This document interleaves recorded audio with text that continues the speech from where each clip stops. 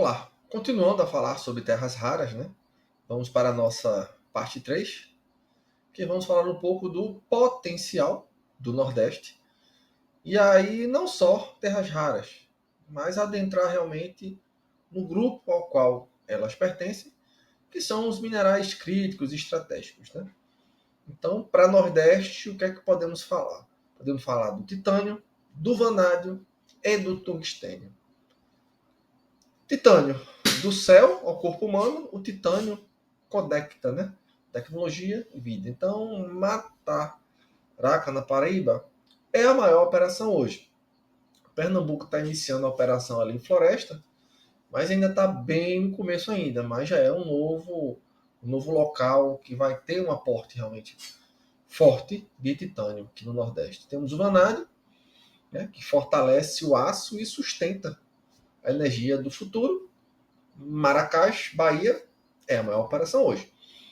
E o tão conhecido tungstênio, muito conhecido na Segunda Guerra Mundial, por fazer aquelas ligas dos tanques de guerra, aquelas ligas mais sólidas, mais fortes. Então é um metal que existe, né? Onde todos os outros falharam. Então, região do Siridó, Currais Novos e toda aquela região limítrofe é o maior potencial e a maior operação desde a da Segunda Guerra, sofrendo uma queda por um tempo com a substituição, né, do tungstênio, da xelita, né, que dá esse retiro do tungstênio por outro, mas hoje já se retorna, né, com grande potencial. Não com o do passado, mas viável. Então, os estados com maior potencial em terras raras: Bahia, Ceará, Paraíba e Rio Grande do Norte. A Bahia, principal destaque, maior número de processos de pesquisa mineral no Brasil. Então, forte presença de monazita, que são areias pesadas, depósitos alcalinos, e lidera pedidos de exploração no Nordeste. Ceará é o que a gente sempre, assim, da área fala, né? Ceará tem de tudo um pouco, mas não muito de tudo.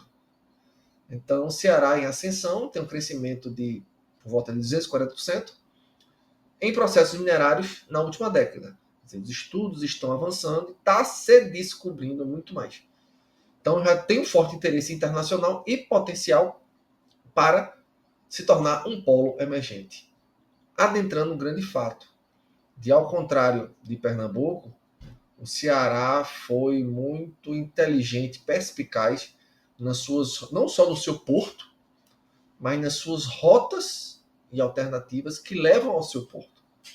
Isso é muito importante, não só para a mineração, mas no nosso caso, com essa mineração, sim, tem um grande potencial. Pernambuco perdeu muito relativo aos acessos, aos encaminhamentos para a SWAP. Demorou demais.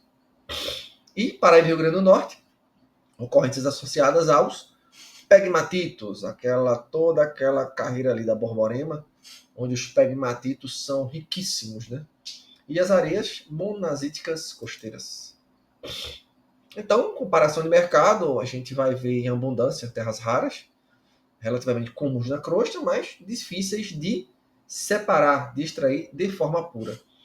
Já titânio, vanádio e o tungstênio, né, são menos comuns que o ferro, mas encontrados em jazidas bem definidas. O uso principal das terras raras são os ímãs permanentes, laser, telas de LED. Já os nossos titânio, vanádio e o tungstênio são ligas metálicas de alta resistência aeroespacial e ferramentas industriais. O refino das terras raras é extremamente complexo. E já no titânio, vanádio e tungstênio já são processos mais consolidados, já mais batidos, né?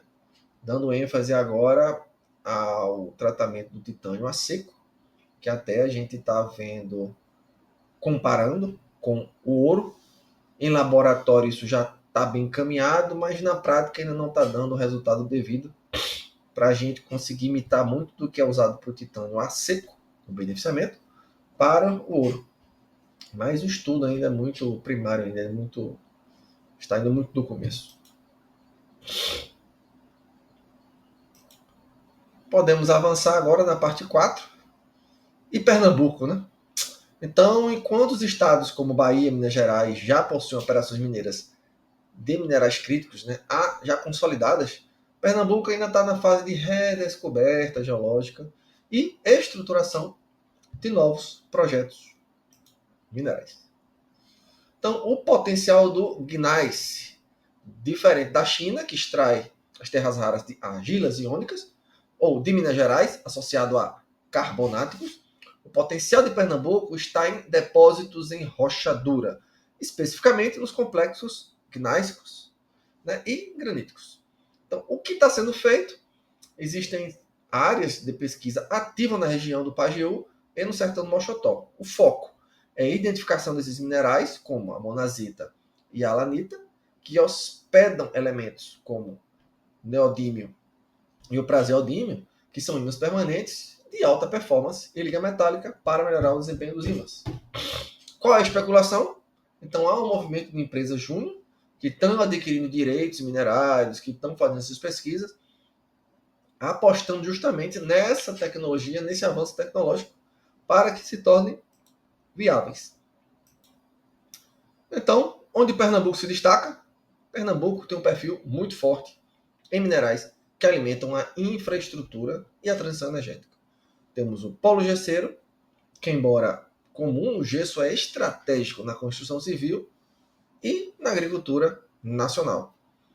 Nosso gesso representa 95% da produção brasileira.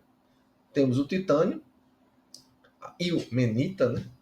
Como discutimos, o litoral norte de Goiânia ainda possui um cinturão de areias pesadas lá na Paraíba e tem o potencial de exploração em larga escala, mas esbarra na sensibilidade ambiental. E temos também agora aqui em Floresta, algo que está realmente iniciando, que com certeza dará uma grande resposta. Temos o quartzo, de alta pureza, especial para semicondutores e painéis solares. Então, Pernambuco possui ocorrências de alta qualidade no interior, que estão sob nova ótica de pesquisa.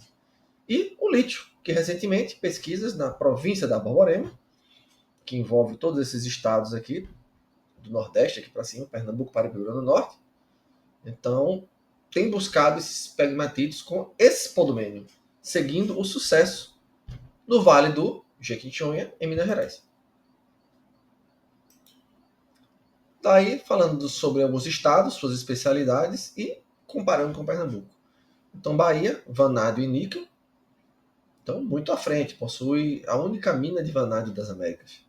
Minas Gerais, especialidade, lítio e terras raras, é líder nacional, já possui o Vale do Lítio consolidado. Goiás está muito forte nas terras raras, já possui um projeto de Serra Verde, um dos mais avançados do país em terras raras. Goiás tem uma mina padrão sobre titânio também, é muito interessante. E Pernambuco, o gesso e agora com o titânio. Então é um potencial de vanguarda em minerais críticos para a agricultura e a transição. Então, cenário atual, operação versus pesquisa. Então temos a pesquisa, é o estágio onde Pernambuco está mais ativo. Então, o Serviço Geológico do Brasil, a CPRM, tem intensificado já há alguns anos o levantamento geofísico do estado para limpar os dados geológicos e atrair investidores. A operação em si em Pernambuco ainda é muito concentrada nos não metálicos, gesso, rochas fundamentais, agregados em gerais. Então essa transição para os metálicos estratégicos ainda depende da viabilidade econômica e dos devidos licenciamentos. E aí identificamos o gargalo, que é o maior obstáculo de Pernambuco hoje, é a falta de uma estratégia antecipada, uma política não de Estado, mas a política de governo, fazendo com que o potencial mineral fique enterrado sob insegurança jurídica. As terras raras de Pernambuco não são apenas elementos da tabela periódica, são a chave da soberania tecnológica que o Brasil precisa para liderar a transição energética global. Então, agradeço, Otelo Mineração, e até o próximo vídeo.